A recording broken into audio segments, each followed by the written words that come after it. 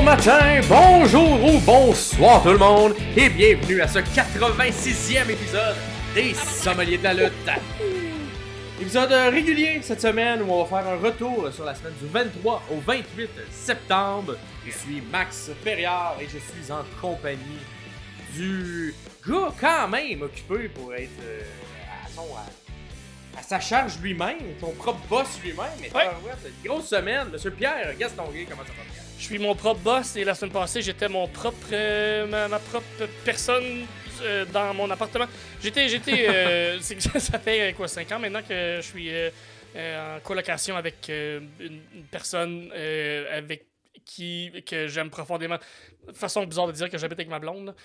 Puis la semaine passée, elle est partie pour pendant une semaine ouvrable, là, fait que c'est 5 jours dans une semaine de. T'as pas pris une semaine prime, juste une journée qu'elle pourrait partir à la place?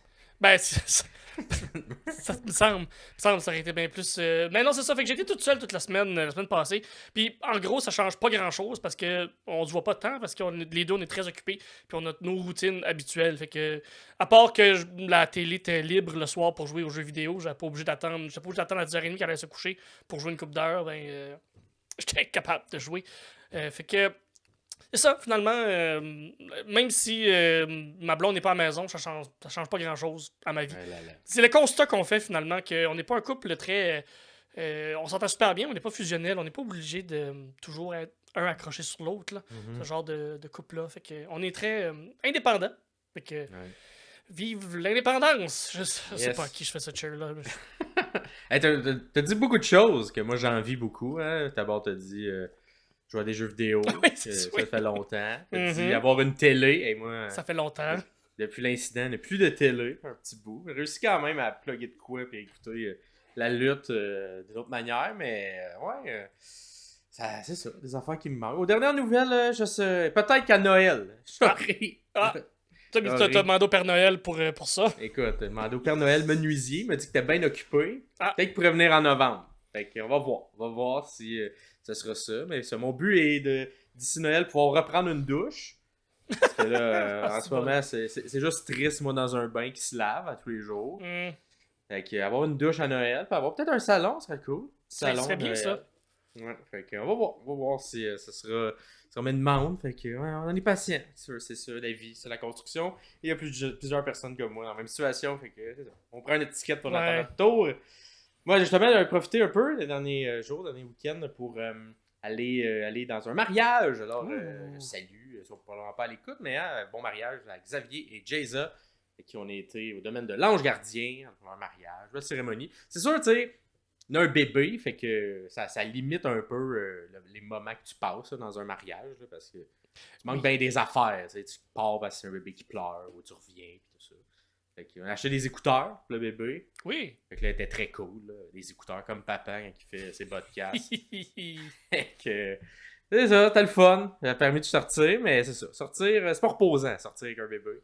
Même si tu y vas pour un peu changer d'air, mais c'est ça. Ça devient quand même plus épuisant que reposant. Fait du bien mentalement quand même, changer d'air, mais ça reste que... Tu rattrapes pas du sommeil de même. Non, exactement. Fait que petite fatigue encore, mais c'est la vie. Oui, ben oui. Et sinon, vous, de votre côté, écoute, on a le podcast et C'est juste la lutte qui est déjà écrit, hein? Parce que pour un épisode un peu, qu'est-ce qu'on souhaiterait entre les deux différentes compagnies, quel match on aimerait voir, ben on a eu celui qui dit si on m'offre Bryan Danielson contre Gunther en 2025, je m'en vais direct au Bouclair pour être prêt pour ce match-là.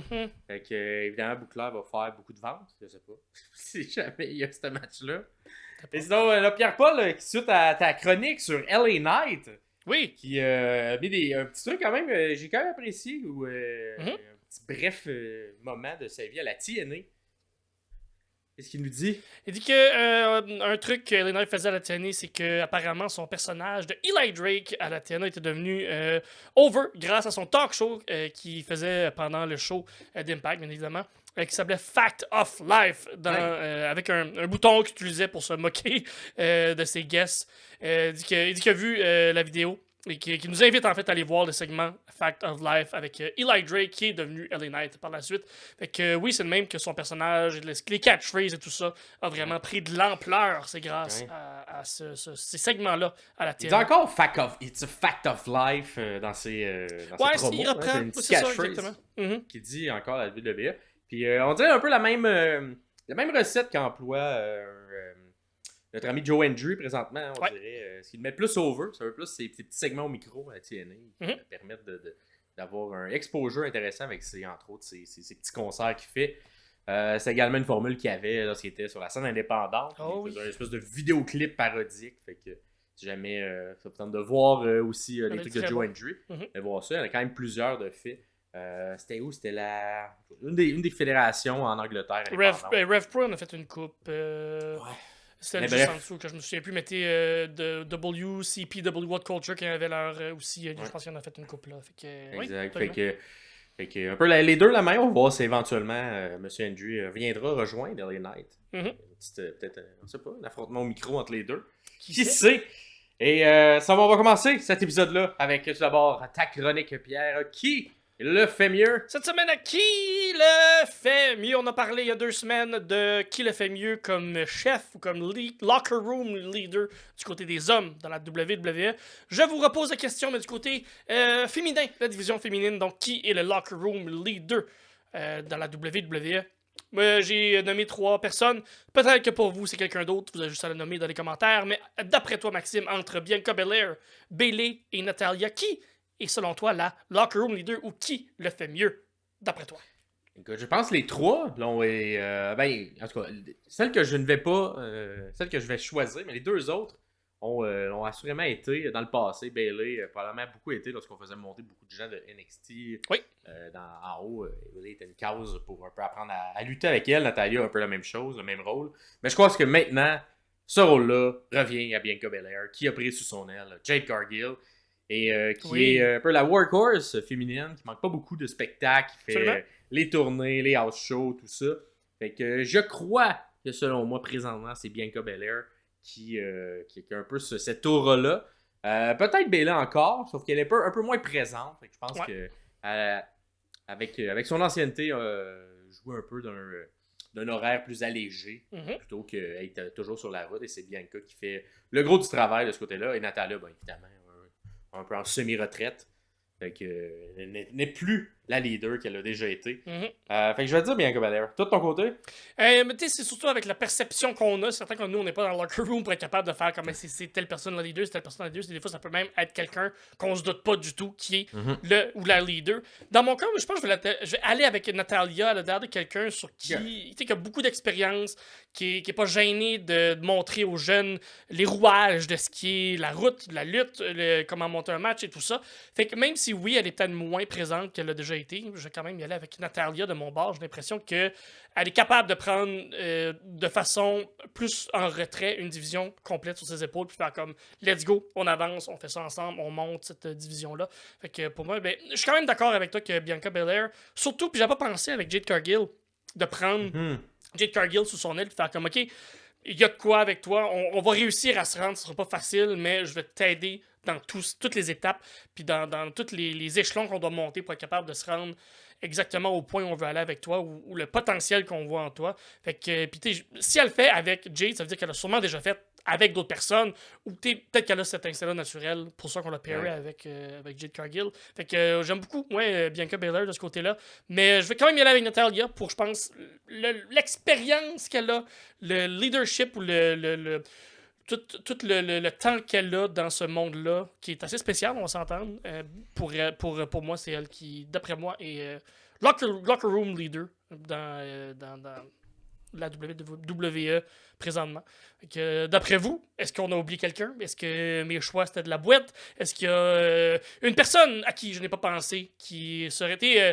Je pensais à une Becky Lynch, mais elle n'est plus là présentement. Elle n'a pas re-signé. Donc, pour moi, ça aurait été le choix évident. Laissez-nous savoir dans les commentaires, vous, d'après vous, qui l'a fait mieux comme locker room leader du côté féminin de la WWE? Merci Pierre. Et moi, je vais y aller parce qu'on est aux portes de Bad Bad Blood, le prochain À PLE. la porte du matin. Excusez. Et le porte du Bad Blood. Oui, c'est ça. La carte alternative. Qu'est-ce que ce serait la carte alternative de Bad Blood 2024? Parce que là, il y a 5 matchs d'annoncés. Là, peut-être, écoute, peut-être qu'il y en a un autre qui va Il y a venir. déjà 5 matchs d'annonce. Je me suis pas mis la tête là-dedans là, encore. Ouais. Je suis pas rendu là dans mes étapes. Là. Ok. Ouais, et si on se fie à la WWE, d'habitude, ça tourne autour de 5 matchs, un PLE maintenant. Donc, On devrait être capable d'enregistrer ça cette semaine sans trop avoir sans trop se faire diriger ailleurs là, Exactement. après qu'on pose. Là. Exactement. Là, peut-être, nous, on n'a pas encore vu Raw, que vous allez écouter ce soir, ou si vous l'avez écouté dans les dernières heures. Fait que nous, on l'a pas encore vu, évidemment. Et peut-être un match rajouté, mais pour l'instant, seulement 5. Fait que, quel autre? Parce qu'on s'entend Bad Blood, tous les matchs ont comme une saveur de fin de rivalité, où on se rend à un espèce de... C'est ça, tu sais, on sent pas quelqu'un, puis on veut que ça se règle à ce pay-per-view-là. Ce qui est quand même une bonne idée de PLE, de mettre fin un peu aux différentes rivalités un peu plus personnelles qu'il y a durant l'année. Sauf que quelle autre rivalité aurait pu se tailler une place sur la carte, mais que les lutteurs ou les lutteuses n'ont peut-être pas l'aura d'être dans un PLE. Fait que je vous ai fait un peu dans un monde alternatif. Si on avait mis plus de temps et d'énergie sur ces autres lutteurs-là. Okay. Qu'est-ce qu'on aurait pu bâtir en plus? Là? Exactement. Si les ceintures seraient à place sur les gens que je vais nommer plutôt que sur ceux qu'on connaît, sur les celles qu'on connaît. J'aime ça. Fait que, bon alternatif. Fait que, d'abord, on aurait pu avoir, je crois, enfin, le fameux match qu'on n'a pas encore eu en 1 contre 1 entre Otis et Gable. Vraiment, on aurait pu continuer de construire ça et ça peut être le point final de cette rivalité-là qui dure depuis, écoute, plusieurs années. Avec Otis qui était parmi l'Alpha Academy. Et j'ai l'impression qu'on va quand même mettre une fin à ça éventuellement. Mais je pense qu'un Bad Blood, un match en pay-per-view, en PLE, aurait pu être le bon endroit pour mettre ça. Pour enfin capitaliser sur tout l'amour qu'Otis reçoit du public, mais qu'on dirait que vu qu'il est comme low card, mid card, la WWE sait pas trop encore comment vraiment comment faire de l'argent dans le fond avec ça. On préfère mettre du temps sur d'autres lutteurs, puis c'est leur choix, puis c'est bien correct.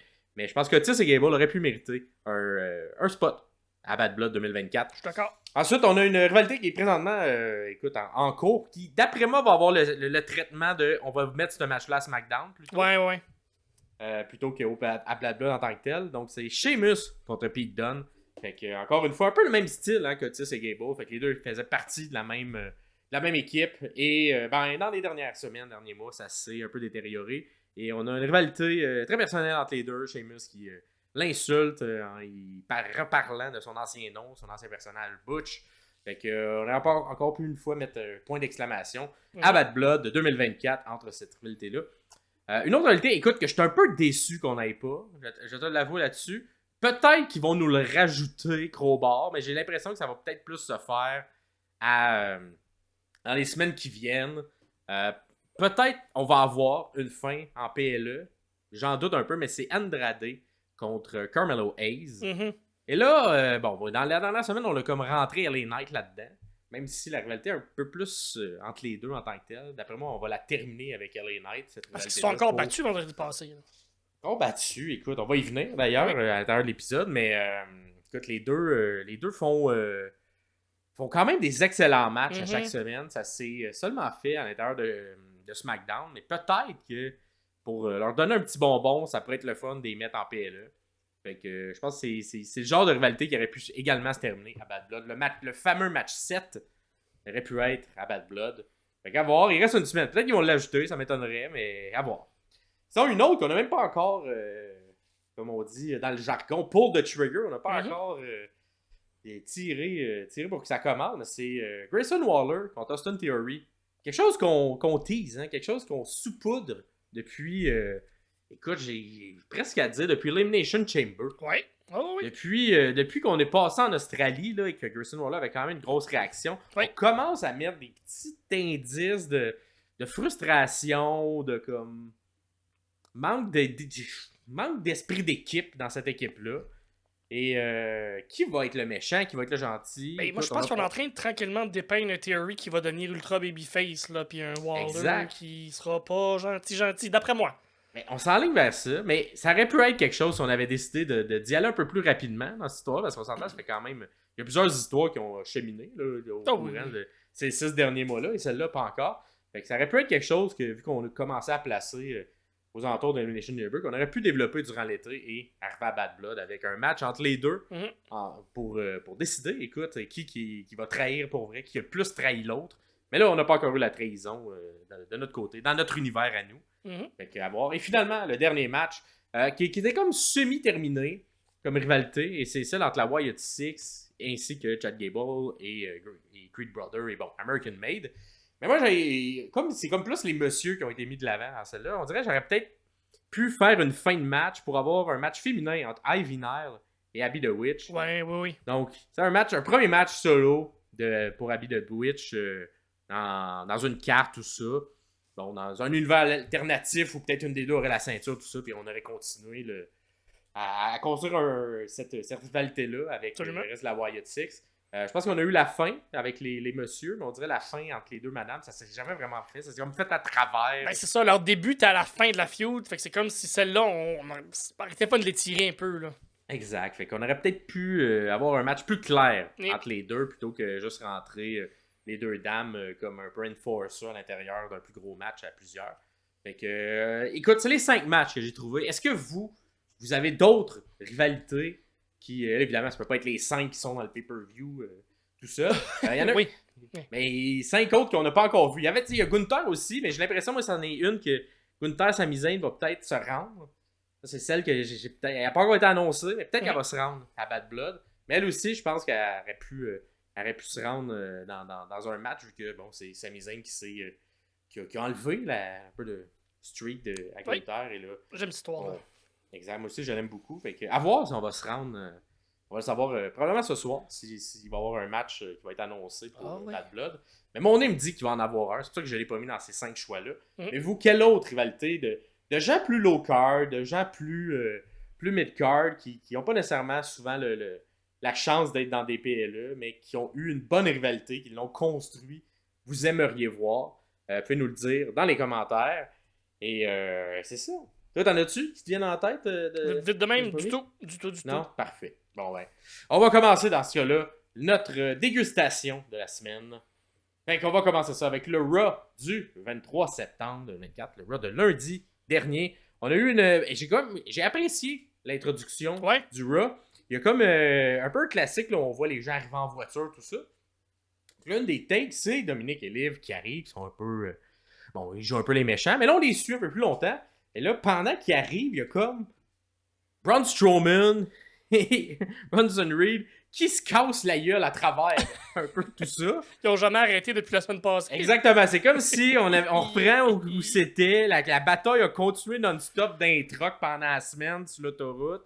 Et là, le show commence, puis on continue de se battre. Fait que là, une espèce encore de... Ça, je trouve ça bizarre quand ils mettent tout le temps des espèces de boutiques souvenirs, mais backstage, là, pour les lutteurs. Là, pour que les lutteurs puissent acheter ça. Acheter leur propre merch. Exact. Ils puissent détruisent la boutique backstage de leur propre merch. J'ai pas remarqué, direz dans les commentaires, parce que j'ai regardé souvent la réplique, mais il y a comme Dominique qui pousse quelque chose à terre, qui reste sur une des tables, mais je remarque pas c'est quoi. C'est comme une petite boîte, fait que je sais pas c'est quoi, mais il y a pousse à terre comme pour dire ça devrait être à terre. Fait que dis-moi dans les commentaires si vous savez qu'est-ce qui a poussé à terre, parce que je l'ai pas. J'ai regardé, j'essaie de faire des zooms, mais j'ai pas remarqué qu'est-ce que c'était. Fait que on continue d'avancer, puis là on se rend sur scène avec une promo de méchant de Liv Morgan. Et face à tout ce qui s'en vient, éventuellement, sa rivalité avec Rhea Ripley, continue un peu de narguer tout ça. Rhea, évidemment, intervient. À travers de tout ce segment-là, les faces de Dominic Mysterio sont vraiment parfaites. Là. Toutes les petites faces qu'il fait, un peu en arrière caché de Liv Morgan, puis genre, quand le public, genre la U, puis lui qui est comme un peu... Il est tellement rendu bon, là. Il a vraiment l'aura que Eddie Guerrero avait, mais de manière plus... je sais pas comment dire, tu sais, Eddie était quand même un méchant... méchant adulte, lui, c'est comme un petit genre... c'est un peu comme dans Game of Thrones, là, les petits princes qui devenaient rois, oui. Puis qui se crissent en bas d'une fenêtre, là. Ouais, exact. Mais tu sais, c'est comme... Il y a comme un peu un aura de petite marde, là, dans qui est comme... c'est un peu un petit prince, c'est la royauté Mysterio, là. C'est la descendance d'une légende, là, veut dire. Exactement. fit, là. Puis là, ben, c'est ça. Il aime bien que ses deux ex, mais sa blonde actuelle, son ex, se battent une contre l'autre. Et là, Rhea intervient et justement, il nous annonce que le match qu'il y aura lors de Bad Blood entre Liv Morgan et elle-même, eh bien, il y aura une stipulation spéciale qui impliquera Dominic Mysterio parce qu'il sera suspendu au-dessus du ring dans une cage. Il va retourner derrière les barreaux, le criminel. Le prisonnier. Écoute, j'aime beaucoup la stipulation. C'est presque ce qu'on aimerait, de se battre pour Dominic. On n'est pas encore rendu là, mais de l'avoir qui va pendre au-dessus de la cage du match de féminin. Et je pense qu'il y a quand même beaucoup de possibilités de faire quelque chose de le fun au niveau du booking avec ça. Également au niveau de l'entrée, quand il va rentrer, il va genre reprendre un peu son aura de comme quand il était un ex-détenu, puis se remettre peut-être sa petite larme. Et écoute, on va voir qu'est-ce qu'il va faire avec ça. Et le seul truc que j'espère qu'il n'arrivera pas, parce qu'on n'en voit pas tant souvent là, des matchs comme ça, mais souvent, ça se finit un peu de la même manière avec la personne qui est au-dessus de la cage, fait glisser une arme quelconque qu'elle avait cachée dans ses bottes et la donne à quelqu'un. J'espère qu'on va trouver une manière plus originale d'utiliser la cage plutôt que le classique. Il y avait quelque chose dans ma botte, puis je te le lance durant le match que tu gagnes. La dernière fois qu'on a vu un match de cage comme ça, c'était James Helmsworth qui était dans une cage, puis c'est Carmella qui se battait pour lui contre je me souviens plus qui. C'est tout. C'est la seule info que j'ai. Ouais, puis écoute, il n'y en avait pas eu une truc avec Seth Rollins. Écoute, je peux pas te dire. C'est vague, mais bref. J'aime la stipulation, j'aime tout ça, j'aime comment ça s'est construit également. Et j'ai hâte de voir ce match-là. J'espère juste qu'on va être un petit peu plus original dans comment on va booker ce match-là. Parce que souvent, je trouve que c'est le même genre d'histoire, le même genre de booking qu'à l'intérieur de ces matchs-là. Mais bon, ça fait quand même assez longtemps qu'on l'a vu, fait qu'il pourrait le recycler. Là. C'est souvent quelque chose qu'on va faire à la lutte, de recycler des vieilles manières de faire gagner des matchs. Mais j'aimerais ça que M. Paul Lévesque ait dans sa poche une manière originale de faire un match comme ça. Et peut-être Dominic également, qui s'est dit avec les années, et peut-être que si un jour je suis dans une cage, j'interviendrai de cette manière-là, plus originale. Et on finit ce segment-là, évidemment, avec un coup de tête de Rhea Ripley à Liv Morgan, qui rentre, et là après, Dominic la prend dans ses bras, puis comme qu'est-ce que t'as fait à ma blonde, tout ça, et on finit ce segment-là comme ça. Fait que bonne intro, j'ai bien aimé ça.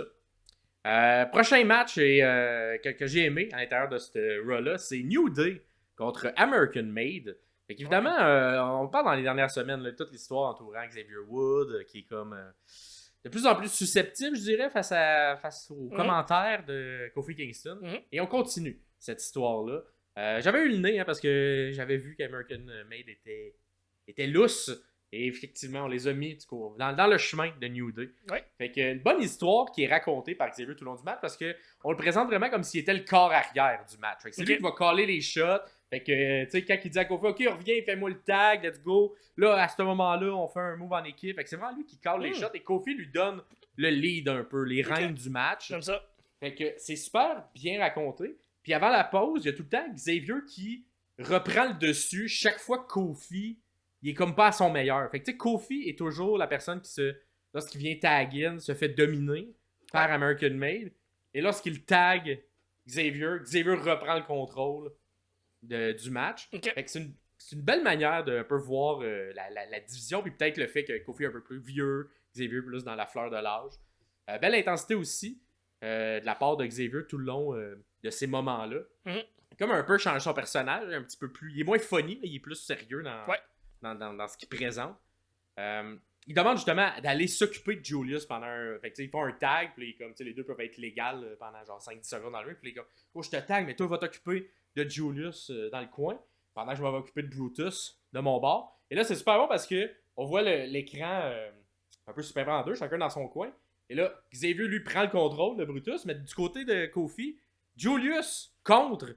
Et c'est lui qui prend le contrôle de Kofi. Et les deux font une souplex, mais chacun, c'est pas le même membre. C'est qu'un membre d'American Made qui s'en fait faire une par Xavier, et de l'autre côté, Kofi s'en fait faire une par Julius. Fait que c'est super bien raconté encore une fois, le fait de montrer que Kofi est moins bon dans ce match-là que Xavier. Puis ça peut encore un peu titiller comment Xavier voit un peu cette équipe-là. Bien aimé aussi ce segment-là. Chad qui est juste sur ringside puis qui coach un peu son équipe. puis qui crie genre « Ça, c'est des muscles faits en Amérique! » en parlant des Creed Brothers, ça m'a fait rire. Eh oui, American Made, hein, c'est fait en Amérique. Exactement. Retour de pause. Xavier tente de survivre pendant qu'un American Made triche et prennent l'avantage de différentes manières à travers les hot tags. Mais au final, on fait un hot tag à Kofi. Kofi reprend un petit peu d'avantage à ce moment-là. Xavier demande le tag, on le tag dans le match. Chad Gable, pendant ce moment-là, intervient. Et ça fait péter une coche à Xavier.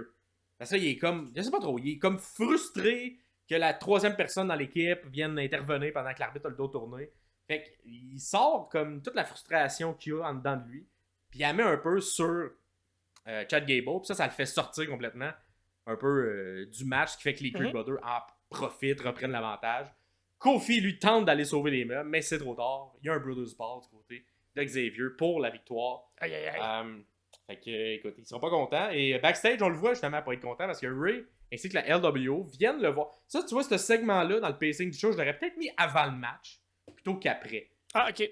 Je trouvais ça bizarre qu'ils viennent après le match. Fait qu'il y a comme Ray et la LWO qui viennent s'excuser de la semaine dernière. Parce qu'ils étaient venus intervenir. Puis là, Xavier était pas au courant. Puis c'était Kofi qui avait demandé. Bref, Xavier il est encore frustré. Puis en plus, il vient de perdre. Fait qu'il est comme, il accepte pas les excuses. Il est susceptible. Il insulte Ray. Hein, il dit qu'il devrait plutôt donner des conseils à son gars plutôt qu'essayer d'en donner à New Day qui sont là depuis longtemps. Là, évidemment, Ray n'aime pas ça. Fait que là, il y a un match entre les deux qui est confirmé la semaine prochaine. Fait que là, un genre de match face contre face, mais on s'entend que Xavier, il a l'aura en ce moment un peu plus de méchant. Puis là, ben, une fois que c'est officialisé, t'as Kofi qui comprend pas trop ce qui vient de se passer. Comme, man, il venait s'excuser, puis... Là, il y a un match, what the fuck? T'insultes Ray, tout ça. Fait qu'on continue d'avancer l'histoire. Fait que j'ai bien aimé toute l'entièreté du segment. Fait que j'ai bien été. Ensuite, il y a eu un code QR, encore une fois, du côté de la Wyatt Family, un petit vidéo, tout ça. Et écoute, c'était vraiment compliqué cette semaine, le code QR. Oh boy. C'était trop compliqué pour un jeune père de famille. Oui, oui, parfait. Fait que on va pas le décortiquer parce qu'il y avait eu comme 10 puzzles à faire, tout ça. Le seul truc que j'ai regardé qui était plus évident, il y avait une photo un peu il y a un peu de griche dedans, mais tu reconnais le masque noir qu'avait Braun Strowman. Fait que c'est la seule image que rapidement je vais vous faire. Ça se peut très bien qu'on s'en va par là. Ça a un rapport aussi avec ce qu'on disait la semaine passée. Là. Fait que exactement. Braun est peut-être leur prochaine cible.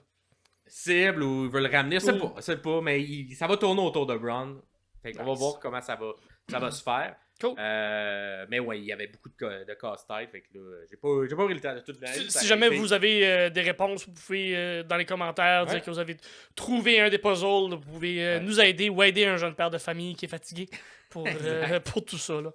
Fait que, d'après moi, il y en avait un. Si mettons je l'avais décortiqué, ça aurait été un bon 45 minutes, là, ce coup-là, pour. Juste décortiquer tout. Si bon, ok. Écoute, c'est quand même intéressant ce qu'on fait, mais tu sais, il y a comme une trame. Puis là, c'est du texte à l'envers, fait que là, faut que tu fasses revirer le son de bord, puis ça dit. Bref, il y a beaucoup de choses là, dans cette semaine-là, puis en plus, il faut que tu les trouves, parce que c'est tout sur les anciens sites qui avaient déjà mis de l'avant. Il faut que tu retournes en arrière pour. Tu retournes sur tout ce qui était différent, fait que bref, c'est un petit peu trop compliqué. Fait que, il l'a eu. Et moi, je continue à dire que ça s'enligne vers Braun Strowman. Parfait. Peut-être que ce n'est qu'un misdirection, mais je pense que c'est ce qu'il va nous dire. La majorité des gens ne font pas ce travail-là, puis sont capables de suivre quand même. Je pense qu'on est correct. Là. Exactement. Ensuite, on a eu le main event de la soirée, et quand même un gros main event. Jey Uso contre Braun Breaker. Quelle excellent match. Mm-hmm. Et écoute, je pense excellent match parce que je sais pas de toi de ton côté, mais moi de mon côté, je m'y attendais vraiment pas à ce booking-là. Comment qu'il allait sortir ça. J'ai quand même bien apprécié aussi comment on a vendu le fait que c'était le main event. Ça avait l'air gros. Le match, il était comme important. L'entrée également de Jey était quand même importante. Tout le long du match, l'histoire qui est racontée, c'est vraiment que Breaker, il est comme trop confiant puis trop en ses moyens. Là, il est comme... le match, c'est sûr que je vais gagner ça. J'ai battu du monde. Il est très imbu de lui-même un peu, puis un peu cocky également là, dans son personnage qu'il a présentement. Et c'est sa première défense, si je ne m'abuse également, de la ceinture. Fait que il y en a beaucoup qui disent que t'es pas un vrai champion tant que t'as pas remporté ta première défense. Parce que et là, ben malheureusement, il y a eu beaucoup. Écoute, la fin, mon gars, là, les near fall là, sont tellement bons là, pour faire hyper le match, là, si vous n'avez pas vu là, juste le dernier segment, t'es comme à quel moment ça va se finir, je sais pas. Il y a des spears qui se font, il y a des comptes, les kick-out dernière seconde du côté de Braun Breaker sont super bons, du côté également de Jey sont super bons. Ça finit par aller à l'extérieur. On fait un spear dans la barricade évité. On revient dans le ring, fait un splash, un deuxième splash, un compte de spear. Boom, le compte de 3. Et finalement, Jey Uso remporte sa première ceinture individuelle en main event. Bravo. Raw. Super le fun. Et c'est ça, moi super surpris de ce booking-là. Je pense que ça fait que le match est encore plus le fun à regarder à cause de ça. Et par exemple, petit problème au niveau du cue visuel parce que ils partent des feux d'artifice. Mais tu sais, Jay, lui, il part tout le temps dans la foule. Fait que là, la caméra qui est dans la foule. On voit comme pas. Puis là, t'entends des feux d'artifice qui partent. Là, quand ils remettent à regarder, les feux d'artifice sont finis. Plus là. Une petite erreur de comme. Bon, c'est rare qu'on met des feux d'artifice dans le main event d'un Raw. Fait que peut-être l'équipe était moins habituée de tout ça. Fait qu'on a manqué le cue au niveau de la régie. Fait que on savait pas s'il fallait filmer Jay ou filmer les feux d'artifice. Je pense que le but c'était des feux d'artifice, mais bon, on a filmé Jay à la place qui regardait les feux d'artifice. Fait que... Ben oui. Écoute, si t'es pas capable de voir les feux d'artifice dans les yeux de Jay, t'es pas un vrai fan. Et c'est ce qui complète ce Raw du 23 septembre. Un bon Raw quand même. Écoute, c'est sûr que tout n'est pas excellent, mais la lutte a quand même été bonne. Les histoires ont été bonnes également. Fait que je vous le conseille pour ces 3 moments-là. Allez voir ces highlights-là. Très cool. Ensuite, on a-tu eu un bon Dynamite? Très bon Dynamite. Excellent. Septembre? Excellent Dynamite. C'est un Dynamite Grand Slam. C'était à Archer Ashe Stadium, là où se passe le grand chelem des États-Unis. Aux États-Unis, bien évidemment. Fait que oui, c'était très, très, très, très bon. J'ai une bonne semaine de lutte, moi, du côté de la All Elite. Un bon Dynamite, un beau Collision. Un Collision, on va y revenir un peu plus tard dans l'épisode. Présentement, on se concentre sur le Dynamite du 25 septembre 2024. Et il y a eu un de mes matchs dans mon top 10, je crois, de matchs cette année. C'est le genre de match que j'aime, que j'adore. C'était Nigel McGuinness contre Bryan Danielson. Mais Nigel est rentré. En partant, on part avec ça. Nigel rentre. Super bel accueil. Une belle entrée. Il y a un charisme incroyable. Il est en forme. Ça paraît qu'il s'entraîne. Ça paraît qu'il voulait revenir sur le ring pour se battre contre son ami. Je mets des guillemets parce qu'ils ne sont pas supposés d'être amis. La grosse rivalité que j'ai jamais pu terminer avec la blessure de Nigel. Et là, on entend la toune. Nigel arrive sur le ring et tout ça. Et on entend la chanson de Danielson qui part. Parce que là, on nous a vendu, allait-tu être là, allait-tu pas être là? C'est un peu la construction de ce match. C'est ça! On ne sait pas encore. Et sa chanson part. Mettez la chanson, là, la deuxième. Dragon, là. Ouais, exactement, là. Où il y avait un peu une nouvelle version de celle qu'il y avait à la WWE. Ouais. Ça part. Chanson arrête. Nigel demande un décompte. L'arbitre est comme, OK, 1, puis 2, et 3, on se rend à 5, à 6. Et là, c'est la toune Final Countdown qui part. Et c'est Bryan Danielson qui sort. Les frissons. Oh, les frissons. C'était. En même temps, tu croyais-tu vraiment? Non, ben non. Je savais exactement où ça s'en allait, mais c'est ça qu'on voulait voir. C'est ça qu'on voulait. Ouais. Des fois c'est comme une joke. Hein. C'est comme du stand-up, la lutte. On sait où ça s'en va, mais c'est exactement ça qu'on veut voir. Puis à ce moment-là, c'est exactement ce qu'on voulait voir. Final Countdown. C'était excellent, comme le match était excellent. C'est pour moi exactement le genre de lutte que j'aime. C'est stiff, c'est violent. Il y a une belle histoire autour du match, il y a une belle histoire à l'intérieur du match. Le finish fait du sens. On garde même la porte ouverte pour aller plus loin, pour avoir une suite. Fait que tout est vraiment, vraiment bien cadré, bien fait par 2 professionnels, même s'il y en a un que ça faisait 13 ans qu'il n'avait pas lutté, donc 15 ans contre Bryan Danielson. Fait que j'adore ça. Je vais revenir sur tous les points que j'ai notés. Donc, le côté stiff, les 2 gars sont reconnus pour être stiff. Fait que pour ceux qui ne connaissent pas, Nigel McGuinness était une légende, et une légende encore de ce qui s'est fait dans Ring of Honor. Il n'a jamais été plus haut que ça, dû à des blessures, un peu le classique, là, blessures au cou, des problèmes à la tête et tout ça. Donc, a dû prendre une retraite un peu prématurée, un peu précoce, malheureusement. Mais était destiné pour quelque chose, une bonne carrière, une grande carrière, et de l'école anglaise, la lutte anglaise stiff. Fait qu'il est extrêmement... Sa corde à linge en mouvement, ça pas de calice de bon sens, comment ça rentre au poste, surtout contre un Danielson qui, ce genre de mouvement-là, est capable de les vendre comme s'il venait de se faire rentrer dedans par un fucking truck. J'adore ça. On frappe fort, les courants de fort, pis c'est exactement ce qu'on attendait, c'est exactement ce qu'on a eu. J'ai adoré ça. Violent. Le côté violent, on peut penser que stiff et violent, c'est la même chose, mais non. Si vous allez voir le main event de Darby contre Moxley, je n'en parlerai pas beaucoup, mais ça, c'était violent, tandis que Nigel et Bryan, c'était juste violent. Violent, stiff, c'est vraiment pas clair, je le sais, mais ça fait du sens dans ma tête. Il y a violent, et il y a juste violent. Il faudrait un diagramme de Gantt là, pour comprendre la violence dans la tête de ça. Pierre, comment ça marche. Oui, exactement. Puis même mon diagramme, pas certain qu'il serait si clair que ça, parce que c'est pas tout clair. C'est mes voix dans ma tête, comme Randy Orton, qui font comme t'es violent ou c'est violent. Bon, ça, mes voix dans ma tête sont pas super bright, là, mais c'est quand même ça. Juste qu'il y a une différence entre être violent stiff, être violent pour donner un show et être violent pour saigner. C'est là la différence. C'est être violent dans la lutte et être violent dans la violence. Je pense qu'elle est là, la différence. Et eux nous donnent quelque chose de violent à l'intérieur de la lutte et j'adore ça. L'histoire qui a été faite autour maintenant du match, pas l'histoire dans le match comme tel, mais l'histoire autour du match, oui. L'historique qu'il y a des deux lutteurs dans le ring est importante. Tout ce qu'ils ont vécu, je pense qu'ils sont battus 5 fois avant ça à la Ring of Honor. Ça a toujours été des classiques qui vont rester gravés dans les annales de la Ring of Honor. Ça, c'est certain. Mais il y a aussi tout ce qui se passe depuis un an et demi, depuis que Nigel est aux commentaires et commentateur pour décrire avec Collision et de temps en temps aussi dans des pay-per-view avec Tony Schiavone. Il envoie chier tout le temps Daniel Bryan.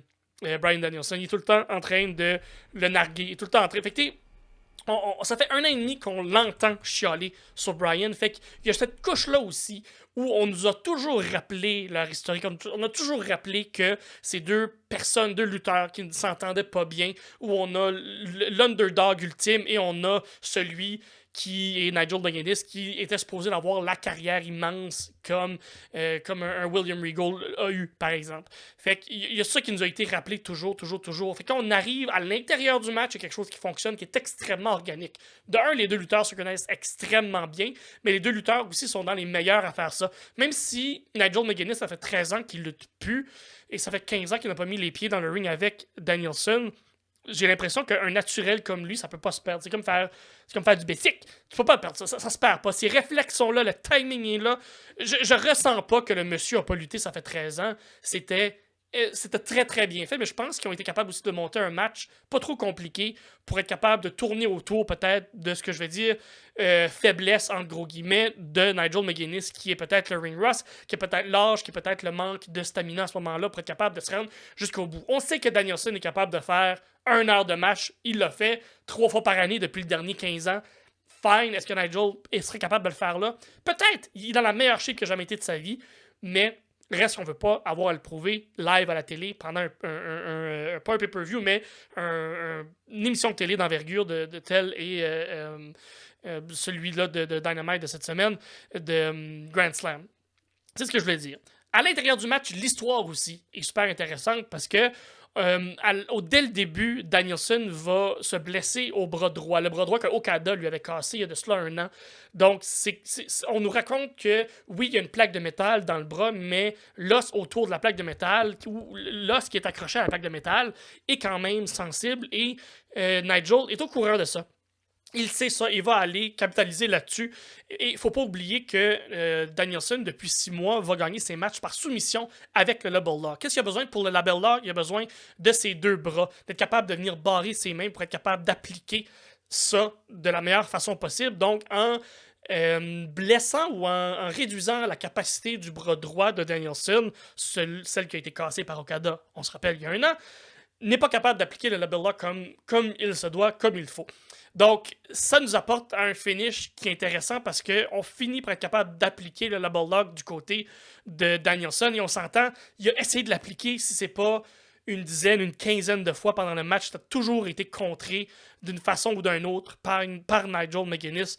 Donc, ça a été super bien raconté tout le long du match et la façon que Danielson réussit à s'en sortir, c'est de prendre sa main par son poignet et être capable d'appliquer le Label Lock et d'être capable de gagner de cette façon-là.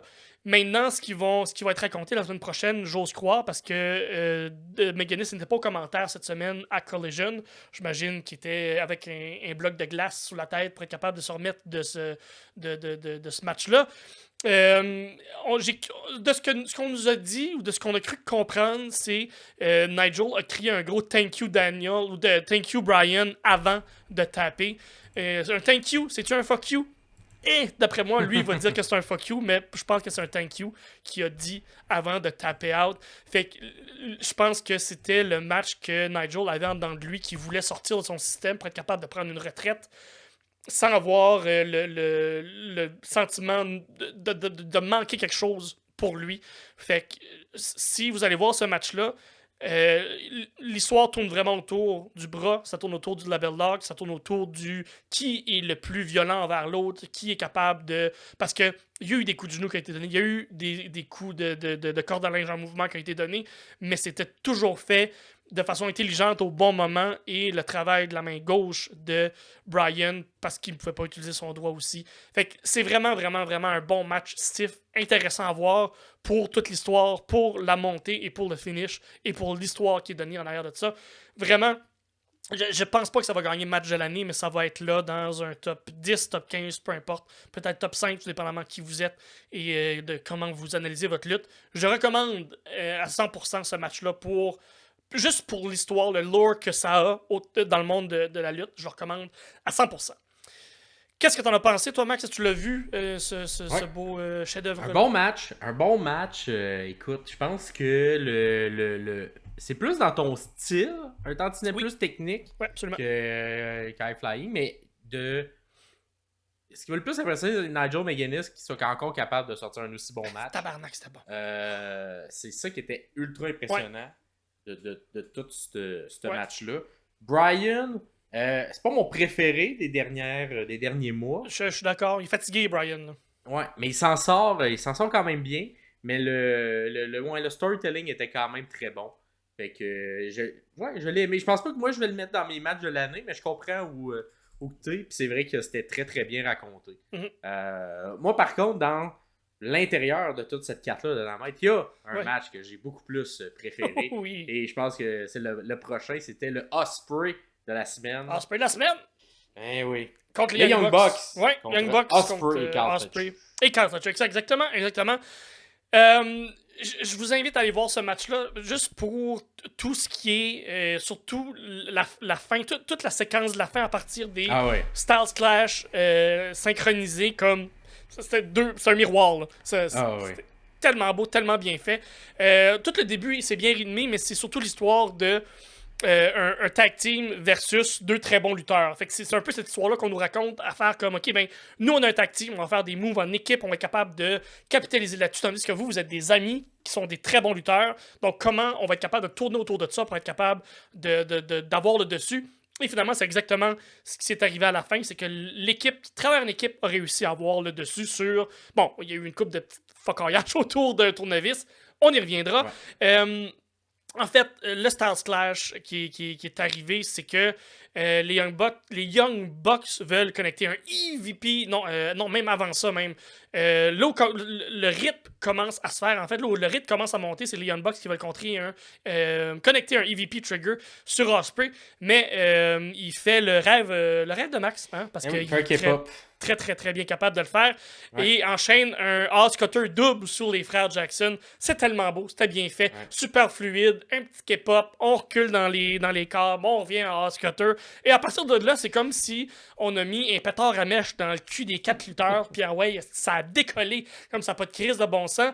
Will Ospreay a intercepté Nicholas qui voulait aller faire un TK Driver parce que Matthew avait Fletcher en genre de tombstone pour être capable de faire un de leurs 1000 finishers.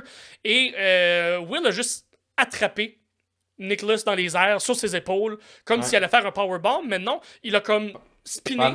Il l'a mis en Styles Clash. Fletcher de son pendant que ce temps-là, t'as Fletcher qui revire de bord le TK Driver avec... Matthew. Avec Matthew, écoute, puis la synchronicité de tout ça, c'était tellement beau parce que les deux au même moment arrivent en position, genre style clash, Puis Boum. en même temps, le style clash, j'étais genre... Mais le rebond de la même hauteur, le même, Ah. tu sais, comme ils ont le même physique, la même dégaine, oui. c'était beau. C'est un des trucs les plus impressionnants au niveau synchronicité que j'ai Ouais. vu d'une équipe. Là. Puis on s'entend, il faut que les 4 soient bons, là, pas juste l'équipe qui l'exécute, mais que les 4 lutteurs soient à ce point-là capables d'être sur le même rythme, en même temps, clac, on atterrit sur le style clash, le double style clash. C'était vraiment impressionnant. Vraiment beau. Et je pense que Fletcher, c'est lui qui est mon MVP. Oui, Will Ospreay, toujours excellent. Fletcher m'a quand même impressionné. C'est lui qui drivait un peu le tout ça parce que c'est lui qui a mangé le pin à la fin, évidemment. Là, on s'attendait que ce soit ça, bien évidemment. Là, je ne donne pas un spoiler. Là. Mais Fletcher a fait des belles affaires là-dedans, dont enchaîner des half-and-half Dragon Snap Suplex. Ça sonne extrêmement geeky quand je nomme le move, mais c'est exactement ce que c'est. C'est un half-and-half Dragon Snap Suplex. C'est tellement beau, ça a l'air dévastateur. C'est vraiment beau. Ensuite, Fletcher fait un turnbuckle brainbuster sur Matt. Ce que El Generico faisait dans les Indies. Donc, je sais pas si c'est un hommage ou je sais pas si c'est le genre de move. Première fois que je vois Fletcher faire ce move-là. Puis il rentrait en plus, il rentrait au poste. Tabarnak, que ça rentrait au poste. C'était vraiment beau. Un move que Sami Zayn a fait quelques fois à NXT et 2-3 fois à Kevin Owens, entre autres, là, à WrestleMania, il y a de ça, je pense, 3 ou 4 ans. Fait que c'est un move qui ressort très rarement, mais c'est quand ça connecte. Ça a tout en l'air, vu qu'on le voit pas souvent, ça c'est ça la force, parce qu'il y a des mouvements maintenant à la lutte comme le switch in music ou le saut à travers les cordes, qui revient beaucoup plus souvent qu'à une autre époque. Ouais. Mais le Turnbuckle Brainbuster, on dirait qu'on le voit plus venir parce qu'on le voit pas si souvent que ça. À chaque fois qu'il arrive, on dirait que c'est une erreur, on dirait que c'est comme ils l'ont-tu manqué? Qu'est-ce qui vient de se passer? Puis ça rentre, puis quand tu le mets dans une bonne séquence de match, t'es comme super surpris. Puis quand tu comprends, ah non, c'était voulu, y a-tu un pin sur ça? Puis c'est ça, dans l'ordre des choses de ce match-là, ça fonctionne parce que Fletcher qui enchaîne des Dragon, des half-and-half Dragon Snap Suplex, j'adore dire ce move-là. Ensuite, je pense que Will Ospreay a fait un Hidden Blade, finalement, l'autre a venu faire un kick-out, puis là, après ça, il monte sur la troisième. Le tient en chandelle, mais il reste là quand même un 3, 4, 5 secondes là, qui tient, je pense que c'est Matthew qui tient comme ça. Et bang, la caméra reste sur eux autres et bang, il fait le Brainbuster Turnbuckle. C'était très beau. C'est comme si on a pris un moment dans le temps où on a figé ça. Puis on fait comme...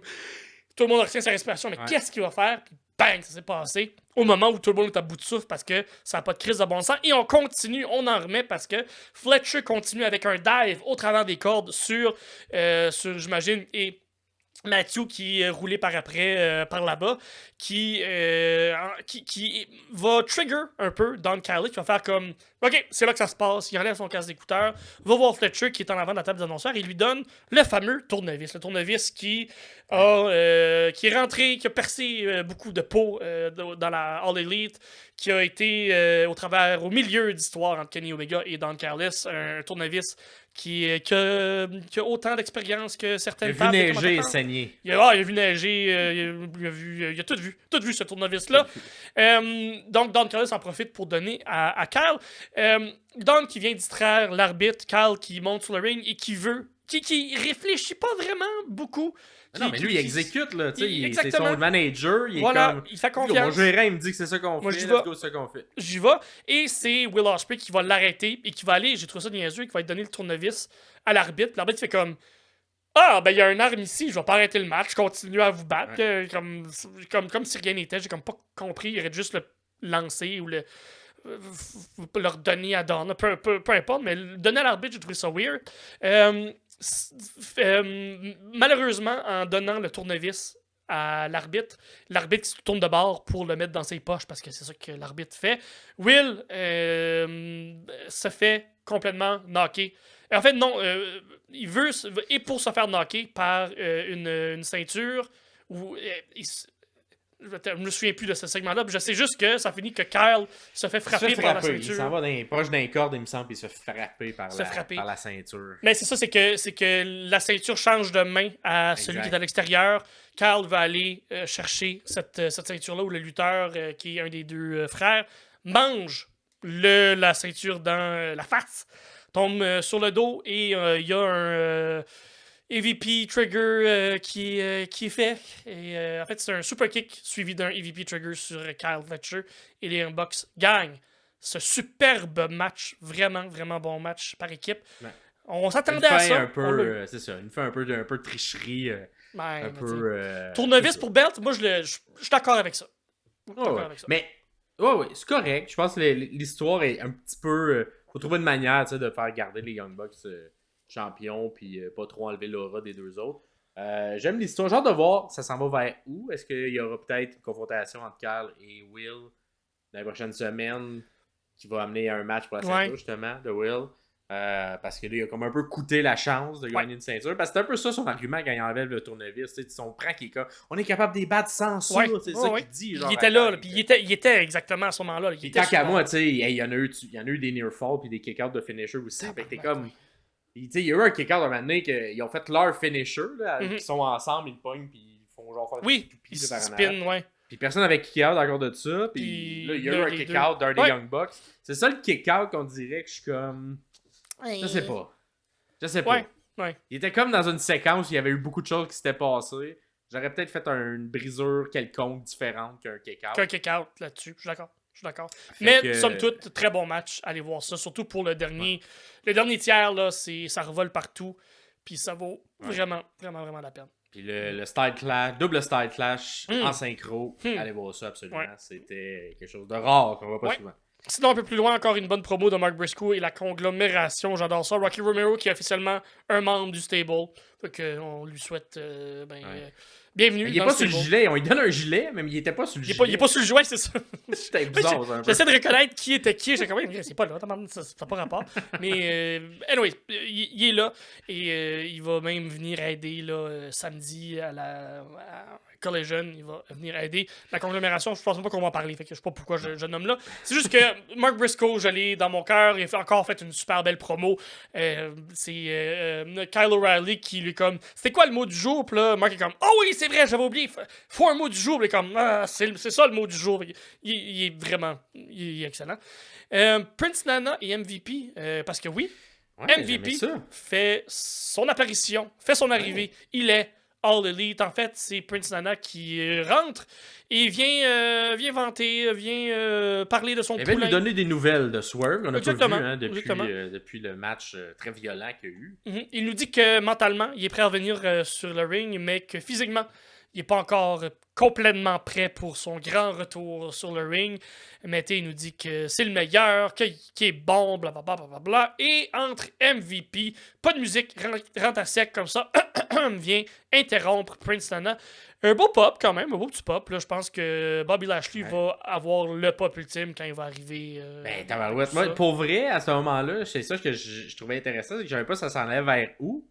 Puis j'ai apprécié le choix qu'ils ont choisi de prendre. Oui.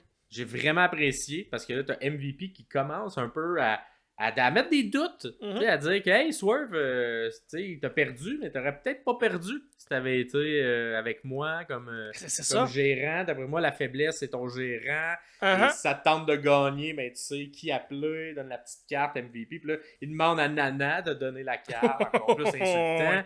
Et là, j'ai bien aimé tout ça parce qu'il termine en disant que s'il veut faire du business, et là on se souvient du Hurt Business. Qui peut le contacter. Fait que, bref, l'idée de mettre la bisbille à l'intérieur de Nana et Swerve, je trouve que c'est un bon angle. Et une rivalité entre deux gérants, c'est quelque chose qu'on voit pas souvent, puis j'aime ça. J'adore ça. J'ai vraiment, vraiment, vraiment tout aimé ça. MVP qui est toujours très bon au micro, puis qui comprend exactement ce personnage, cette aura-là. Et ils n'ont pas eu la chance avec le Hurt Business de nous montrer exactement ce que ce stable est capable de faire, puis j'espère qu'on va être capable de nous le montrer. Alors, l'Elite, on finit ça maintenant, ce beau Dynamite-là avec Moxley et Darby. J'irai pas de fond en comble, j'irai pas dans long et en large. C'est exactement ce que vous pensez que ça va être. Je suggère, mais on va pas s'éterniser là-dessus. C'était très bon, c'était très violent. Darby qui mange une crise de volée. Fait que, allez voir ça. C'est un beau Dynamite de A à Z. Allez voir ça, ça vaut la peine. Fait que, beaucoup de tricherie. Moi, c'est la petite, le côté surprenant. Parce qu'on dirait que le Moxley l'avait quand même dans son cœur, Darby. Il respectait, mais à l'intérieur du match, on a triché abondamment pour prendre l'avantage du côté de Moxley et l'entièreté de son stable. la madame également, a intervenu à quelques reprises. Mhm. Fait que c'est peut-être le côté booking que je trouvais que c'était pas Mais c'est- logique dans ce qu'on nous présentait depuis quelques semaines. Mais... C'est pour ça que on ne va pas s'éterniser. Vous voulez voir de la violence violente, vous allez voir ça. Vous voulez voir un booking un peu moins sensé que ce qui était en ouverture de Dynamite, vous allez voir ça. Il y en a pour tous les goûts. Vraiment, c'est un beau gala en général pour Ouais. tout le monde. Fait que je Les suggère. petits face-à-face pour terminer entre justement Brian et Mox qu'on aura Yep. à Wrestle Dream. Est-ce que ce Mhm. sera le dernier match de Monsieur Danielson? À voir. Peut-être. On sait pas. Peut-être. C'est quand même légitime comme dernier opposant. Oui. À voir John Moxley. Ça se termine. C'est bon Dynamite, là, Oui. effectivement. J'ai trouvé vraiment excellent. Mais dans mon cœur, ça va être les Young Bucks ainsi qu'Ospreay Fletcher. Mon match préféré. Et lui pourrait peut-être être dans mes matchs de l'année. Vraiment dans mes matchs de l'année gratuits de semaine. Et c'est un peu ça, moi, ma réflexion à travers tout ça. C'est tabarouette que la All Elite Wrestling fait des excellents comme Dynamite ou Collision. Oui. À mon avis, trop bon. Parce que ça C'est dur de faire un bon mais pay-per-view. c'est dur, puis t'es comme, pourquoi après je continuerais d'aller voir un pay-per-view de. Tu sais, Ouais. ils ont vraiment une faiblesse pour monter le hype. Puis c'est comme un couteau à double tranchant. Ça fait des excellents épisodes, des excellents matchs comme ça, mais plus ou moins montés, qui sort un peu de nulle part. Mhm. Puis ça fait que tabarouette, des fois, les arénas. C'était pas le cas cette semaine. L'aréna n'était pas vide, mais des semaines que tabarouette que c'est vide l'aréna, puis c'est un peu triste, là. Parce qu'ils te sortent des maudites belles cartes, puis ça, c'est un 100%. match de pay-per-view qu'on Ah oui. avait. Puis, en tout cas, c'était excellent, mais c'est un peu monté. Il y a un petit peu de build-up, mais pas tant que ça. Fait que, à voir, mais faut voir que Tony change sa recette, parce que j'ai l'impression qu'elle marche pas présentement au niveau de la vente de billets. On enchaîne ensuite du côté de SmackDown du 27 septembre. Un SmackDown quand même bon. Il y a deux trucs que j'ai plus notés. J'ai laissé de côté un des matchs qui était bien, mais qui n'a pas révolutionné non plus la lutte. Fait que je vais revenir sur les deux éléments que j'ai plus appréciés. D'abord, c'est l'histoire entre Cody, Kevin Owens, Randy Orton et le Bloodline. Fait que un peu comme KO la semaine dernière, on a Randy Orton qui ouvre le SmackDown et qui demande à Cody qui s'explique parce que là, il comprend pas. Fait qu'il met un peu les mots qu'on n'a pas eu de Kevin Owens, parce que Kevin Owens se fait tout le temps interrompre par le Bloodline lorsqu'il veut s'expliquer. Fait que là, lui, Randy, il réussit à le dire. Comme viens donc, Cody, m'expliquer pourquoi tu vas t'aligner du côté avec Roman Reigns pour te battre contre la Bloodline. On comprend pas ça. On se pogne contre eux autres tout le temps, puis t'étais contre Reigns tout le long. Fait que là, il arrive, Cody, après sa chanson. Puis, en gros, son explication, c'est que c'est pas un peureux. Moi, pas un peureux. Pour ça, m'en va avec Reigns en équipe. Pas un peureux, moi. C'est pas un peu futile? C'est simple. C'est un peu simple comme explication. Il est pas peureux. À ce moment-là, KO, lui, il arrive. Mais avant qu'il puisse mettre un mot, encore une fois, comme la semaine dernière, le Bloodline arrive et l'interrompt. Fait que il réussit pas encore à s'expliquer mot à mot, face à Cody Rhodes. Fait qu'on continue d'écrire un peu cette histoire-là. Bon, le Bloodline vient faire le truc de Bloodline. Là. On veut acknowledge moi, puis tout ça. KO, il dit hey, je veux un match contre vous autres. Le Cody, lui, il est d'accord. Il fait ouais, on fait un match, là, fous-toi. Puis là, KO, il fait non. Je veux pas toi, Cody. Quand je disais que je veux un match avec eux autres, c'est moi puis Randy contre vous deux. Contre Solo puis Jacob. Fait que là, Cody, écoute, il ravale un peu sa fierté. Mais parfait. C'est pas un peu heureux. Il veut plus de moi. Il est fâché. C'est ça. Il est fâché. Il dit tout, t'as ton match avec Reigns, là. Regarde, là, c'était à moi puis Randy d'avoir notre match avec eux autres.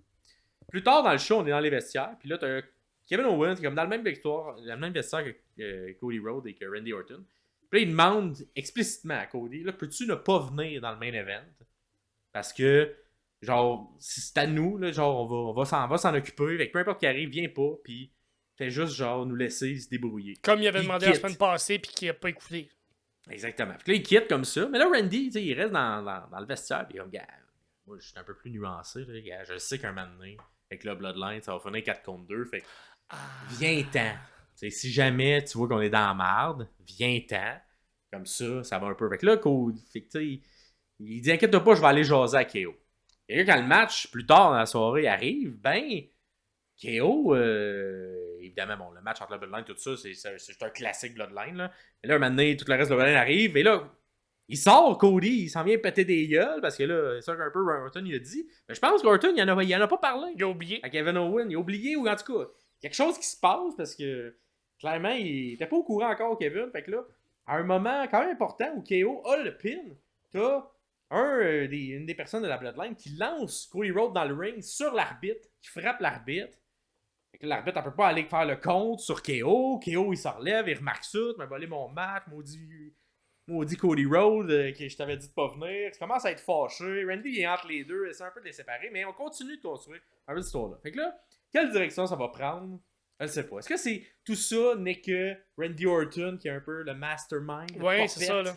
qui fait tout ça pour que les deux soient un contre l'autre, puis que lui puisse prendre l'avantage de tout ça? Est-ce que c'est vraiment, on s'enligne KO contre Cody Rhodes? Est-ce qu'on s'en va avec un trip? Est-ce qu'il va y avoir double trahison? Est-ce que Randy et Orton... Bref, j'ai hâte de voir ça s'en va vers où, mais c'est de l'écriture long terme qui n'est pas simple à voir ça s'en va vers de quel côté. Fait encore une fois, bravo à l'équipe scénaristique de la WWE. C'est encore une histoire qui est bien faite. Et je pense que le petit côté un je dirais pas négatif, parce que je pense qu'on met trop haut Solo Sikoa présentement sur la carte, là, versus le talent qu'il a réellement. Je pense que je trouverais une manière de donner les rênes à ça, à Jacob Fatu ou à quelqu'un d'autre du Bloodline, mais je pense qu'on garde le plan que c'est Solo qu'on veut construire. Mais j'ai l'impression qu'on n'a pas l'étoffe de leader un peu ce truc-là. Il n'y a pas l'aura d'être capable. Il n'y a pas il est pas crédible, il n'y a pas la crédibilité. Exact. Tu sais, comme, mettons, Dominique n'est pas crédible, mais lorsque lui le fait, ça marche, puis il l'intègre un peu dans son personnage. Oui, 100%, ouais. De comme petit cocksucker. Ben, on dirait qu'il n'y a pas ça. Qu'il n'y a pas ça Solo. Il essaie genre d'être sérieux, mais on y croit plus ou moins. Puis, bref, c'est peut-être le petit point négatif à l'intérieur de tout ça, parce que tout ça fonctionne bien. Je suis vraiment intéressé par l'histoire qui entoure Cody Rhodes, le Bloodline, Roman Reigns, tout ça. C'est juste qu'on dirait Solo est comme... On dirait que c'est pas le bon choix d'avoir mis la pression que ce soit lui qui doit être techniquement le plus méchant des méchants là, à l'intérieur de ce tour-là. On dirait que tout ce qui est avant le méchant des méchants est plus intéressant que le boss final, mais qui sait, peut-être que c'est pas lui le final boss de cette histoire-là. Ah, c'est pas. Ça, je dis rien. On va ensuite enchaîner vers le match que j'ai bien aimé de la semaine. C'était Andrade contre Carmelo Hayes. 6, effectivement. La 6e affrontement, on se rappelle, c'est 3-2 pour l'instant entre Andrade et Carmelo Hayes. Et celui-là était vraiment meilleur. Il était moins buildé que le 5. Le 5 était moins bon. Le 6, moins buildé, mais j'ai trouvé meilleur au niveau du match. Fait un bon rythme au départ. Qui se termine juste avant la pause avec un gros scoop slam, mais sur le bord du ring. On pogne un scoop slam. Fait que c'est Andrade qui fait ça sur Hayes. Ça fait mal, ça rentre au poste, puis il revole bien aussi, le beau sell de Carmelo Hayes là-dessus, juste avant la pause.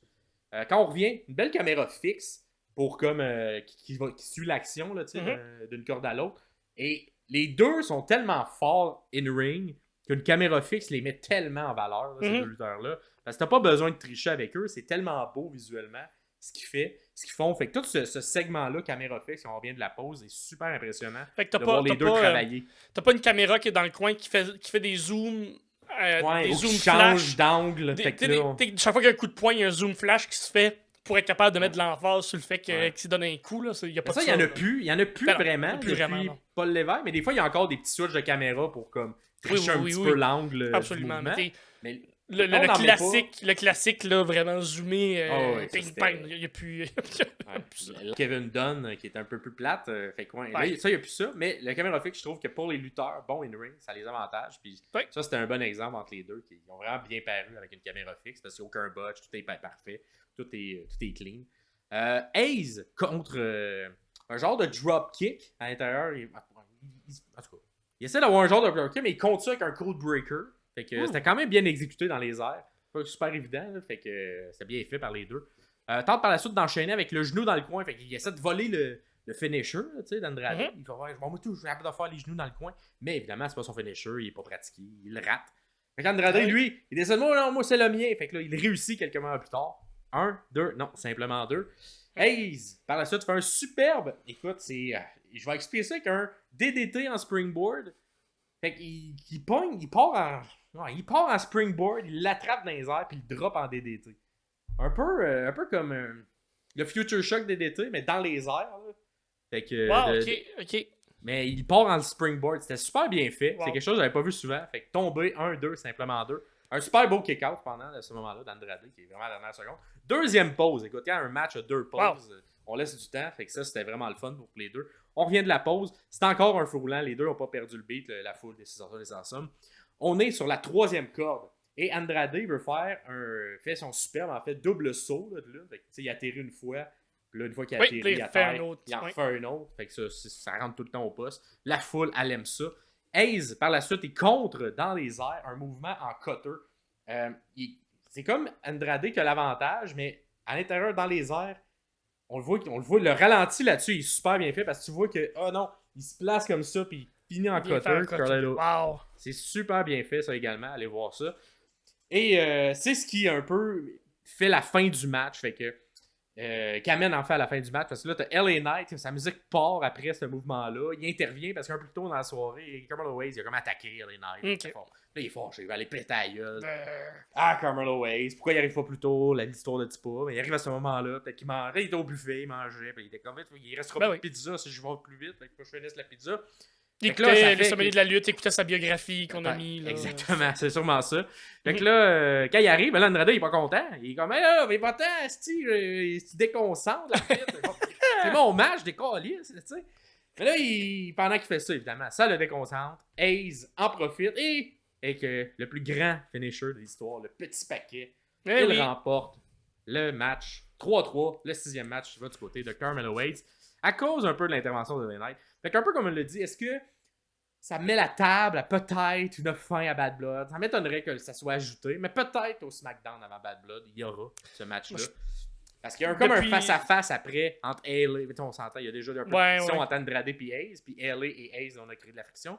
Et là, il y a de la friction entre LA et Andrade, parce que l'Andrade, il vient de perdre son match à cause de LA Knight. D'après moi, ça va être un genre de... D'après moi, cette histoire-là va rester télé tout le temps. C'est ce que j'avais calé dès le début. Penses-tu que ça se termine la semaine prochaine? Ben, cette semaine? Ou tu penses en fait, ça va se terminer. Il va y avoir celui qui gagne, donc qui gagne le match 7, donc un 4 de 7. C'était pas ça à la base, mais ça va être ça. Va gagner une chance au titre la semaine d'ensuite. Fait que ça va durer encore 2 semaines. Okay. Bon, on le verra pas. Je pense pas qu'on voit ça dans un pay-per-view. Ok, bon, on va voir. Moi, je pense que le match 7, on intégrera LA. Ah oui, dans le match? Ouais, ça sera pas le vrai match 7, mais ils vont vendre ça comme si c'est le match 7, puis LA va être dans le match. L'arbitre? Non, c'est lui qui est le champion. Non, je pense que ça va être un three-way, moi. Ok. Un three-way. Parce que on veut pas se serrer à la main, tout ça. Fait que là, peut-être que justement LA a la victoire, puis là, ben, ça rouvre la porte à un deuxième match 7. Parce que là, on n'a pas eu. Ah, je le prendrais, ça. Les deux n'ont pas payé. Fait qu'on va voir. D'après moi, on a encore pour jusqu'à Survivor Series. Ouais. Fait que, à voir, mais j'ai bien aimé la construction, le match, tout ça se passe bien. Je pense qu'Allen n'a pas besoin d'être là, mais si on veut faire tourner une ceinture autour de cette histoire-là, ben, pourquoi pas. Ben oui, pourquoi pas. Fait que c'est ce que j'ai noté. Tu sais, je vais pas détester Naomi contre Bayley. J'en parlerai pas, cependant, parce que c'était pas incroyable non plus. Okay. Fait que c'est correct, mettons. Mettons, d'un SmackDown plus faible, je l'aurais mis. Mais comme on a eu un bon Andrade Hayes, j'ai bien aimé l'histoire entourant KO, Cody, Orton et Bloodline. Ben, on va se concentrer sur ça. Fait que dites-nous si j'aurais dû parler du match entre Naomi et Bayley un peu plus, que ça méritait d'avoir sa place dans mon retour de la semaine. Mais moi, je le mettais pas dans les bonnes choses à écouter cette semaine. Fait que le SmackDown du 27 septembre, ça ressemble à ça. Ensuite, le Collision du 28 septembre. C'était bon ça et tout, Pierre? Un autre bon. J'ai vraiment aimé le Collision-là. Une bonne semaine de lutte. J'ai noté quand même plusieurs choses, fait qu'on va les découler là. On y va comme ça. Ça commence avec la conglomération contre The Learning Tree. C'est un bon 3 contre 3. Tout le monde joue bien son rôle. Comme exemple, Big Bill comprend bien son rôle de grand et de gros monsieur. Intervient aux bonnes places. Faut être deux pour être capable de le mettre par terre. C'est très bien fait. Il y a eu un petit affrontement entre Mark Briscoe et Chris Jericho aussi. C'est une belle chimie qui fonctionne bien. On pourrait peut-être voir un match en simple. Je pense que même qu'on va voir un match en simple parce que Jericho a fait le signe que je veux Mais une ceinture! Je suis en train de perdre mes culottes! C'est comme ça. Pas une ceinture! Même pas une Pas ceinture. Une grosse ceinture. Moi, j'ai des grosses culottes. Fait que je pense qu'on va avoir peut-être un match pour le titre du monde de la Ring of Honor. Parce que c'est Mark Briscoe qui est le champion présentement. Fait que je pense qu'on va voir ça peut-être dans un pay-per-view de la Ring of Honor prochainement. La conglomération contre The Learning Tree. Ça vaut la peine, beau petit match 3 contre 3, où tout le monde triche parce que c'est un 3 contre 3, on a le droit de tricher. Ensuite, Jack Perry vient défendre son titre TNT contre quelqu'un qu'on n'avait pas annoncé. C'était une surprise. Eh et oui. c'est Open Challenge. Monsieur... challenge, c'est Suzuki qui vient, pas Nick Suzuki, qui vient, mais c'est Tomohiro, non pas Suzuki. Vous savez, le monsieur qui fait peur et qui no-sell à peu près tout ce qu'on lui donne sur le chest. Beau petit match dans le sens où j'aime beaucoup que Suzuki, dans le match, il montre qu'il est plus tough que Perry. Mais c'est à partir d'un DDT qui a été donné à l'extérieur, suivi d'un dropkick avec la tête dans les marches. Donc, Monsieur Suzuki est comme penché par en avant et Perry vient dropkicker sa tête dans les marches. Et on sait que les marches, c'est ce qui est le plus solide au monde. Il n'y a pas rien de plus solide que ça. Tu peux pas no-seller ça comme normalement aurait fait Suzuki. Exactement. Ça écoute le match, tabarouette, parce que... Oui, exactement. Puis, je vais mettre de l'emphase sur le DDT qui a été donné. C'est un DDT où je l'appelle Monsieur Suzuki parce qu'il me fait peur, a les pieds sur l'apron et le DDT est donné sur le concret, il est donné sur l'extérieur du ring. Et je sais pas comment tu peux ne pas... Comment tu peux faire un move comme ça sans te renfoncer la nuque vers l'intérieur? Je sais que c'est des professionnels, je sais que c'est supposé paraître comme si ça fait mal, mais je peux pas comprendre, sur celle-là là, en particulier, comment, tabarnak, tu peux pas te briser la nuque avec une move comme ça. Bref, ça rentrait au poste en tabarnak. Perry qui gagne, qui garde le titre. Des comptes extérieurs aussi. Exactement, oui, c'est ça. Il est certain que le monsieur, tu peux pas no-sell un knockout. Il était knockout. Et puis, tu sais, pour une fois que les arbitres respectent les règles de la lutte, on va le nommer. Ils ont fait un compte, esti. Ça s'est fait super vite. Shibata qui vient sauver Suzuki après le combat. Donc, on sûrement que ça s'annonce à être Perry contre Shibata, éventuellement, qui devrait être un très très bon match. Ensuite, trio tag team match de la ceinture Ring of Honor. Donc, Claudio, Pac et Yuta. Oui, finalement, il était là. Il était là, mais il n'était pas tout là. C'était contre Private Party et Commander. J'aime beaucoup parce que Yuta entre pas avec les deux autres. Il est arrivé quelques minutes plus tard. Il est rentré de l'autre couloir, de l'autre tunnel, donc du tunnel des gentils. Donc, c'est un gentil. Refuse de faire un tag à son équipe, donc il est dans le coin, mais il veut pas donner la main pour faire le tag à Claudio, il veut pas donner la main pour faire le tag à Pac. L'histoire des champions overshadow ce qui se passe dans l'histoire du match, est vraiment concentré sur ce qui se passe avec les champions. Cette histoire-là est pas plus d'ampleur que vraiment la lutte comme telle. Même et si, peut-être au niveau du booking, tu sais, pour justement peut-être que ça soit moins clair, que ça s'en va vers où. On s'entend, c'est Collision aussi, mais peut-être qu'on aurait pu voir des petits segments aussi avec Private Party qui intègrent Commander, tu sais, d'une quelconque manière dans le party. Oui, absolument. Tu sais, ça n'a pas besoin d'être des longs segments, mais tu sais, des petits 30-40 secondes, 2-3 fois, comme on a fait avec Yuta quand il parle back, tu sais, de la même manière, mais là, avec, on s'entend Commander, probablement que la langue de Shakespeare, c'est pas sa première, mais dans un contexte de party, c'est facile, là, tu fais juste le faire amener, puis là, tu comprends pourquoi ils sont rendus en équipe, parce qu'il est tout le temps au party, ou je sais pas quoi, là, tu sais. Ben oui, absolument, mais c'est ça c'est souvent ça. La subtilité des histoires manque souvent à l'art de l'élite. Et c'est ce qu'on vu qu'il y en a une clairement construite, puis l'autre c'est ça. Qu'on sait pas trop, ben c'est assez clair qu'il va gagner le match, même si il y a une friction à l'intérieur. Ben c'est ça, mais c'est vraiment juste ça, qui est backstage pour aller se battre, pour continuer l'histoire avec les champions, vous trois. On n'est pas un trio, ça dérange pas, allez-y. On veut juste du monde dans le ring qui sont capables de les suivre. Fait que c'est ça, l'histoire des champions overshadow un peu, même si Asia Cassidy, qui est excellent, transforme un genre de pump-up powerbomb de Pac en DDT, puis on sait DDT, sa capacité à vendre des DDT est excellent. Fait que je sais pas exactement le genre de pump-up qui est fait de Pac, mais Isaiah qui redescend en DDT. Donc, c'était très, très, très bien fait.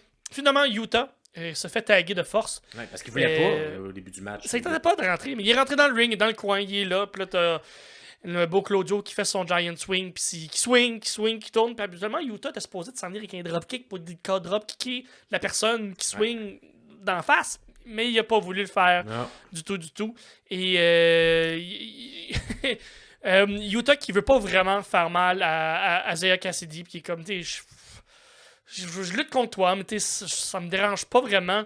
Mais Cassidy qui donne une claque d'en face.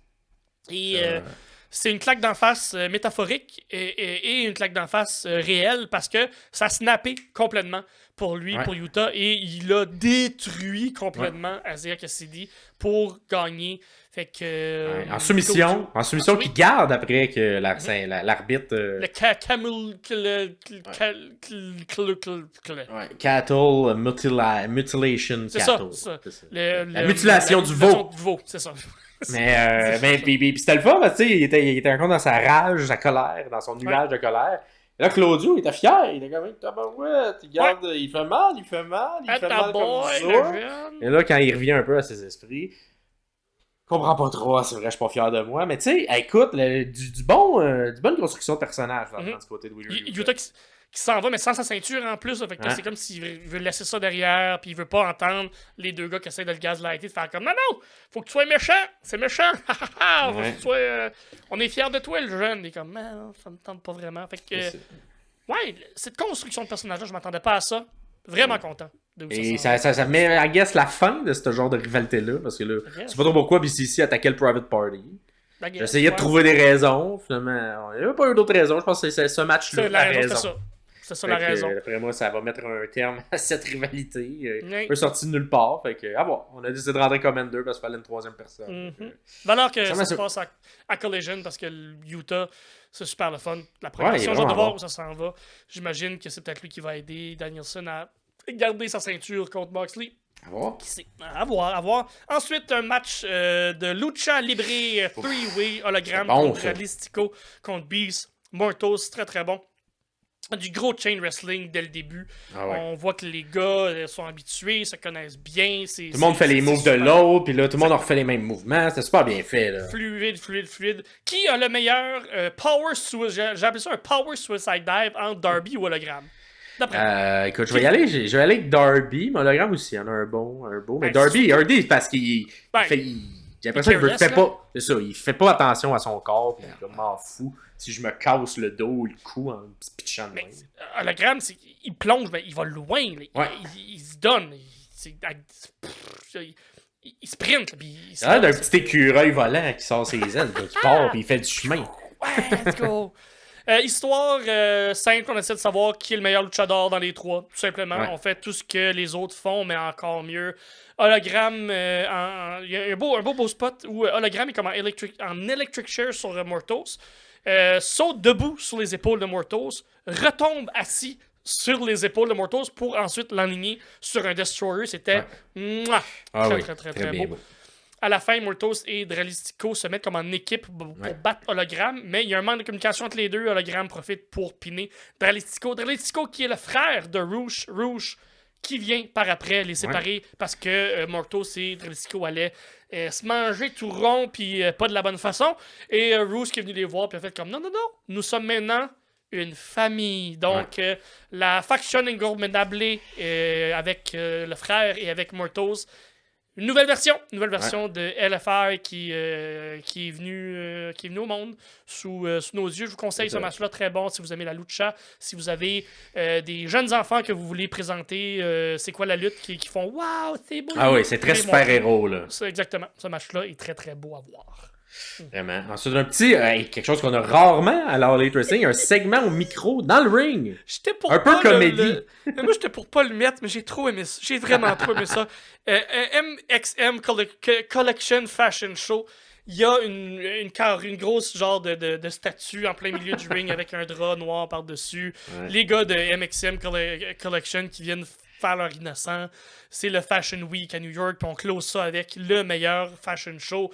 Ils présentent une couple de modèles qui sont des lutteurs là, qui sont habillés comme le cul, mais ça rentre. Ils viennent autour du ring, et finalement, la personne qui est en dessous du drap, c'est Dadiaz qui est... Parce qu'ils ont volé le veston de Max Caster, ils l'ont renippé, ils ont comme refait un peu une version avec un beau cœur ouvert en avant sur le veston, et c'est ce qu'ils venaient présenter. Et c'est Dadiaz, notamment, qui leur sur une volée. Fait que c'est vraiment stupide, vraiment bon. Du bon niaiseux, puis moi j'aime ça le niaiseux. Ouais. Ça détonne du produit cependant normalement de la All Elite Wrestling. Fait que... Ouais, mais j'aime ça. Il en faut un peu plus de ça justement pour comme doser, là. Tu sais, comme. Je comprends le We're the Best Wrestle, là, mais de la lutte, ça peut-tu être ça aussi? Peut-tu être niaiseux? Ouais. Et finalement, dernier match, il était plus concentré sur là où les meilleures luttes. Exactement. Je suis content parce qu'on a vu un Sammy Guevara qui est bon. Ouais. Il a tout fait, ses bonnes moves. Le clash des deux styles est vraiment intéressant. On s'entend. Il était contre Okada. Oui, c'est ça. Sammy Guevara contre Okada. Excusez, j'avais pas l'a pas nommé là, parce que je suis trop excité que Guevara finalement sorte quelque chose de le fun. Son naturel plus high flyer contre Okada qui est plus méthodique, plus stiff. Ouais. Le clash des styles fonctionne. J'ai vraiment aimé ça. Okada qui a voulu faire un tombstone un moment donné, mais Sammy a comme changé le momentum pour genre le flipper en Poison Rhino, en reverse Poison Rhino. C'était très très très bien fait. J'ai jamais vu ce move-là contré de cette façon-là. J'ai vraiment trouvé ça original. Très beau pace. On enchaîne des moves high risk de Sammy, suivi d'un plus gros move violent pour Okada. Fait qu'on joue. Après ça, on joue avec la foule et on rinse and repeat. Fait que c'est Sammy qui essaie de faire un gros move qui est risqué parce que c'est pour la ceinture continentale. Ensuite, c'est Okada qui est capable de comme reprendre le contrôle, qui est un peu plus stiff. On joue un peu avec la foule, Sammy peut reprendre le dessus et on refait ça 3-4 fois au courant du match pour que finalement ce soit Okada qui garde la ceinture, qui finit par battre Sammy Guevara. Très, très bon match. Très bon. Et Okada, là, on le répète souvent, mais je trouve tellement qu'il y a un bon... Il est intelligent dans ses timings niveau lutte. Là. Il y a des timings nord-américains, mais quand tu regardes ses matchs au Japon, il y a un timing japonais. Fait, on dirait qu'il a vraiment compris les différences entre la lutte plus occidentale, puis la lutte plus au Japon. Il est tellement efficace. Pas une seconde de trop. C'est pas trop long. Ses interventions sont pas trop longues. Quand il joue avec la foule, c'est pas trop long.